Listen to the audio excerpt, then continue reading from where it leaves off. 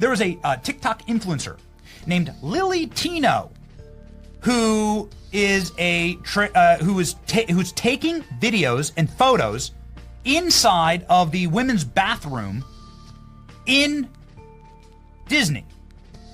And I'm thinking, well, wait a second. There's no way that this can be legal in the state of Florida, right?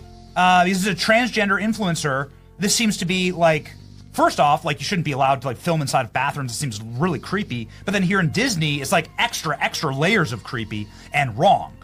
Is there anything happening from a state level on this topic? Yeah, we're investigating this. We do not tolerate men or boys in women's and girls' restrooms, gyms, private spaces, no tolerance. We're investigating this one. We've already cracked down on some gyms in South Florida. They were allowing people that identify as women to go into women's locker rooms. We put them on notice that legal action was coming. So to that end, I'm gonna take a break. I don't know when I'll be back. LillyTino went from a celebrated TikTok icon to one of the most hated names online. She built her fame on raw honesty and bold personality. But soon, critics accused her of shaming minimum wage workers, staging confrontations, and even disguising sensitive sexual topics as fun while live streaming at Disneyland, surrounded by families and kids.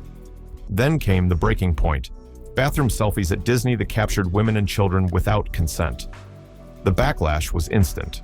Lawsuits, petitions, a permanent ban from Disney, and even a state investigation that could put her behind bars.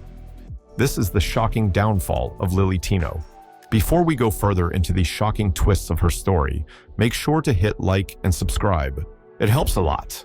Before her internet fame, Lilly was far from the spotlight. She was a quiet game writer, lost in the world of fictional stories and digital escapism. Her life changed in 2020 when she publicly embraced her gender identity. At first, it was a deeply personal choice, but when she uploaded her first TikTok, everything shifted. Her first 5 videos exploded, racking up over 9 million views. Overnight, Lilly went from obscurity to viral stardom. She abandoned her old career, deciding to become a full-time creator. By 2022, she was sharing her transition journey with the world. A raw, emotional video captured millions of hearts, pulling in over 10 million views. She wasn't just an influencer. To many, she was a role model. But as her star rose, so did the pressure. And soon, one seemingly innocent video would change everything.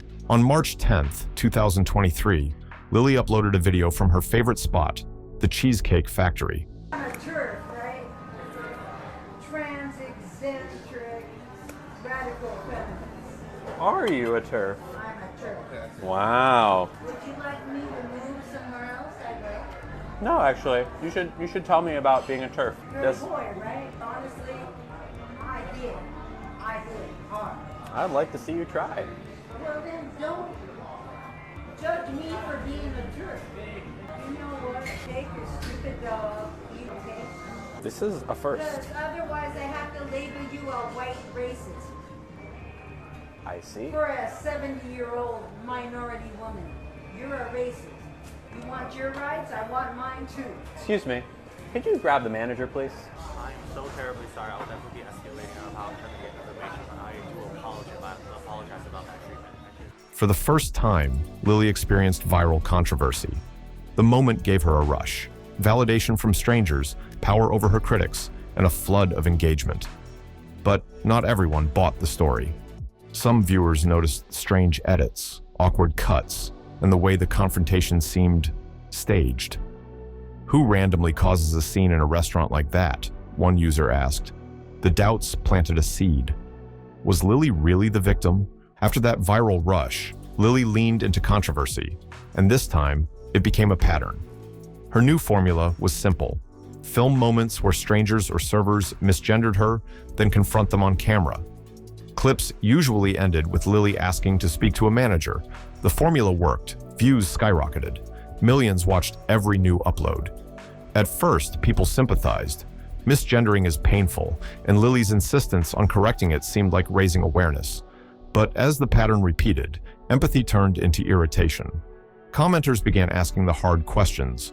Why target restaurant staff, most of whom earned minimum wage? Why embarrass people whose first language wasn't English? Why escalate to managers over what seemed like honest mistakes? Some felt Lilly wasn't fighting for respect. She was exploiting low-wage workers for content. Servers caught in her videos risked losing their jobs over a misstep. Critics accused her of bullying the very people she claimed to represent. Still, the numbers didn't lie. The outrage brought attention, and attention meant views. But with every viral clip, her reputation eroded a little more. As criticism mounted, Lilly pivoted. She launched a new series, Trans 101 for Parents. At first glance, it seemed harmless. Videos designed to explain gender identity to parents with a soft, child-friendly aesthetic. But that's what raised eyebrows. The pastel colors, the tone, the editing style, all of it looked eerily similar to Miss Rachel, a YouTube channel famous for educating toddlers. Viewers began to worry. Why was Lilly using kid-focused presentation styles for content about adult gender debates? Was it intentional mimicry designed to capture young viewers? When Lilly introduced storytime videos with transgender-themed children's books, the backlash grew. Critics accused her of targeting kids with ideology, blurring the line between education and propaganda. For supporters, this was where the unease began. Was Lilly helping parents understand gender issues, or was she repackaging adult debates for a much younger audience? If the Trans 101 era was controversial, her Disneyland content pushed everything over the edge. On January 2nd, 2025, Lilly uploaded videos with innocent titles like Goodbye Candy Cane. At first, it seemed like harmless food reviews, but quickly, she turned them into metaphors about transgender surgery, while dressed in sparkly Disney attire, surrounded by children and families. Parents were horrified, but the real breaking point came a few months later with her video Bathroom Tea. In it, Lilly posted selfies taken in every women's restroom at Disneyland. She claimed it was to rank their safety for transgender people. But in the background of many shots were women, and even children, captured without their consent. The outrage was immediate. "You took pics of girls in the bathroom at Disney. Shame on you. Why?" One viral comment read, "Under Florida law, recording people in private spaces is a serious violation." Two women, including a mother whose child appeared in the background, filed lawsuits. The Florida Attorney General's office opened a criminal investigation. If convicted, Lilly faced up to 5 years in prison and a $5,000 fine. Disney didn't wait. They issued her a permanent ban from all properties. For many fans, this was the final straw. The bathroom controversy shattered whatever goodwill Lilly had left. The very community that once supported her now demanded accountability. A petition with over 500,000 signatures demanded TikTok ban her account. Former fans argued her behavior harmed the LGBT movement's image, making genuine advocacy harder for others. Critics said she had crossed a line from awareness into exploitation and harassment. Even within the transgender community, voices emerged saying Lilly was doing more harm than good. The consensus: her antics weren't about equality, they were about attention. Brands dropped her, followers unfollowed in droves, and Lilly, once a celebrated figure, was now one of TikTok's most polarizing names. Facing lawsuits, bans, and global backlash, Lilly made a final stand.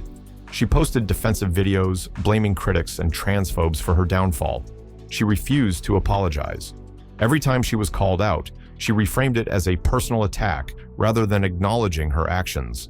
Eventually, she announced a break for mental health. Some suspected it was really her lawyer's advice. Either way, the pause wasn't voluntary. The brand deals, the views, the money, they had all collapsed. Her once dazzling career, gone. LillyTino's story is more than just another influencer scandal. It's a lesson in how fragile fame really is. She had everything: support, a platform, and the chance to become a genuine advocate for her community. But instead of building trust, she chased outrage. Instead of listening, she doubled down. Instead of owning mistakes, she played the victim. Her journey shows the danger of confusing attention with respect. Because in the end, the millions of views, the petitions, the lawsuits, and the bans all lead to one haunting question: was LillyTino truly fighting for acceptance or just for attention?